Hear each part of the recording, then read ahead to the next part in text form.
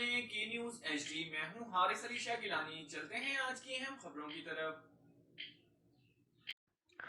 رخ کریں گے دادو کا، جہاں سے رپورٹ کر رہے ہیں ہمارے نمائندے سید سفیر حسین نقوی۔ مہیڑ کے اے سیکشن تھانے کی حدود میں انڈس ہائی وے راجوا نہر کے قریب تیز رفتار موٹر سائیکل اور گدا گاڑی میں تصادم ہو گیا، جس کے باعث ضلع کمبر کے گاؤں رتو خان مغیری کے رہائشی محمد مٹھل مغیری، غوث بخش مغیری، زبیر مغیری اور گاؤں پیری کی شاکی مختار کھوسو شامل ہیں۔ زخمیوں کو موٹر وے پولیس نے طبی امداد کے لیے تحصیل اسپتال مہیڑ منتقل کر دیا، جہاں پر زخمیوں کو طبی امداد دے کر مزید علاج کے لیے لاڑکانہ اسپتال منتقل کر دیا گیا۔